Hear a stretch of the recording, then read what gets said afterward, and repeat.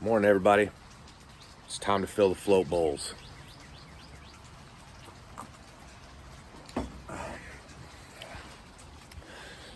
So well. Straight up front, language alert. I'm gonna talk like a fucking sailor in this video. All right.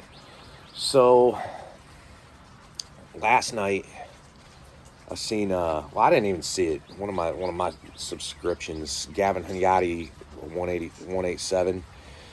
He's a Michigan guy like me. So that's well and good, from the great state of Michigan. If you're from Ohio, you might not like us, and that's okay. I got a plan to fucking divide your state between when I rule the world. I'm gonna take Ohio and I'm gonna give part of it to Indiana. I'm gonna give back the part of Michigan that you motherfuckers stole. Part of you is gonna be in Kentucky. Some more of you is gonna be in West Virginia, and then the eastern part we're just gonna give to fucking Pennsylvania. So anyway, yeah, his dad raced back where I'm from, where my dad raced, in different divisions. And he's a few years younger than me. But he come across, it didn't pop up on the Crate Insider deal. To me, they decided to take on Hot Karl. Boy, man, that's a dangerous game right there, bub. You're going to get a lot of extra increased traffic because of this Crate Insider.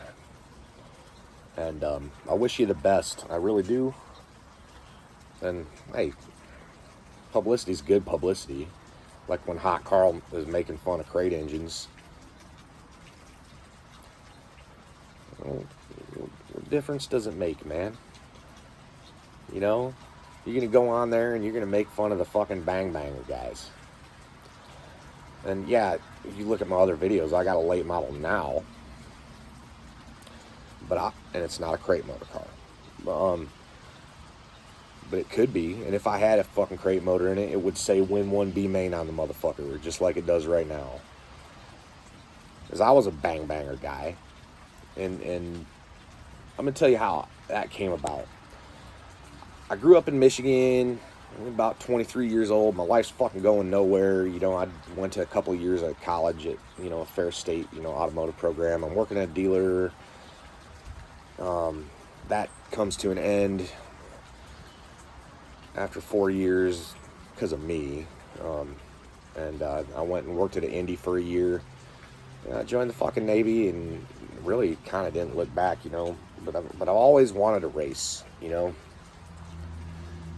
Well, I always thought I wanted to race. If I'd have really wanted to race, there's a video in that I did on it's called So You Think You Want to Race. Go watch that and see what I think about what I really wanted to do at that time. So at this point, 2006, I end up back at Pax River, Maryland. That's in southern Maryland. It's near Potomac Speedway. Went out there, bought a ticket one night, and I see that they've got a division called the small junk cars. And they call them U-cars now. Bang Bangers. This was 15 years ago, man. You fucking Bang Banger guys, you think that you get disrespected nowadays. Let me tell you, boys, I'm kind of one of the guys who was in early on the beginnings of that division. What y'all get nowadays ain't shit, man. Y'all got fucking races for $5,000 motherfucking dollars to win and shit. That you're running in a car that, like, what do you need into a car to win that? Like 25 grand maybe? That's not too fucking bad. That's beyond what I think the division should be, but that's the scope of another video. But you motherfuckers at Crate Insider, you're gonna make fun of Bang Banger guys and cry because Hot Karl is fucking making jokes about crate motors. And do you think those are original jokes? I mean, yeah, Hot Karl's pretty funny, I think. I'd have fucking Win 1B main on my car if it had a fucking crate motor in it. Because I'm not a fucking oversensitive little fucking... Well, I'm not overly sensitive, alright? I'm not saying anything about you guys, but you came off as being oversensitive little bitches. And crate motors, man, does it cost less than a super? Yes. Because supers have gone to the point where... Okay, yes and no. Alright, you can go on the Dirt Late Models for Sale page any fucking day and find something that'll be competitive anywhere except like the motherfucking World 100 for about $12,000 or $14,000 any day. You know, I mean, freshening it, well, you know, that's another thing. But if I go around the corner to RK Chevrolet, buy a 604 and decide I'm going to go run Virginia Motor Speedway, I'm going to be down 25 horsepower to one of you guys' cheated up fucking motors. Which I'm going to have to spend like $25,000 to get. Is $25,000 cheap for a racing engine? Yeah. For a late model. You know, crate late models was supposed to be a budget way to get guys into late models so they could learn to move to supers or use older cars. You go to a fucking crate late model race with an '07, you know, black front end with a fucking dealership motor and some shocks out of a catalog, you're gonna get your fucking ass busted. Okay?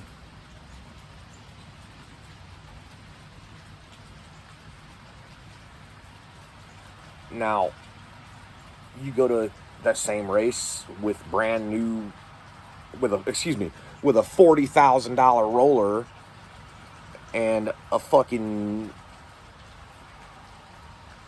brand new cheated up crate motor, and you suck, you're gonna get your ass beat too. I mean, I see these crate late model races, man. You go in there and they got all the shit that super late model teams have. Generally, they got a super late model in their garage that they race when they're not fucking running crate late model. And it is what it is. I mean, how do you not fucking see that? I mean, how many of your crate motor dudes have supercars?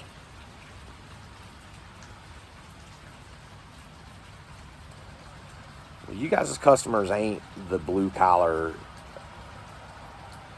well, not all of them are not the blue collar weekend warrior, little trailer and a dually kind of guys.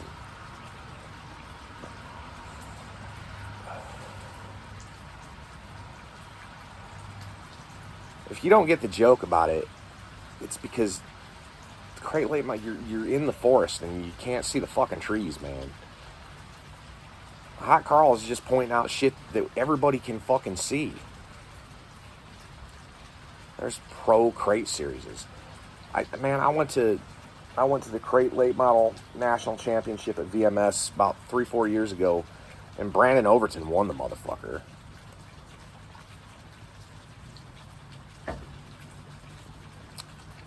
Brandon Overton. Okay, not my boy Carl Vaughn from out in Chesapeake.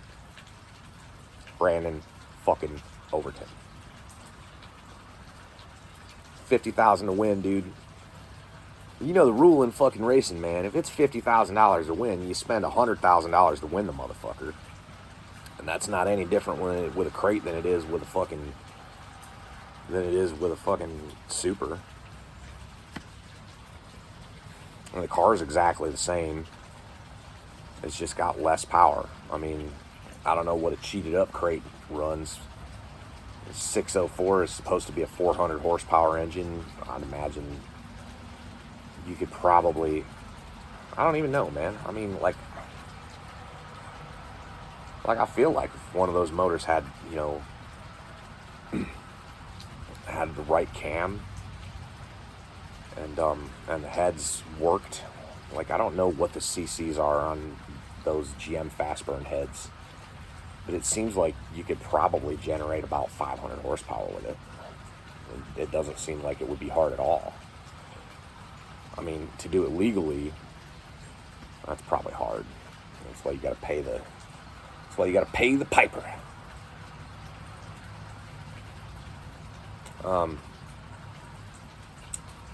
Yeah, I'm just rambling. Not trying to rant here, but come on now.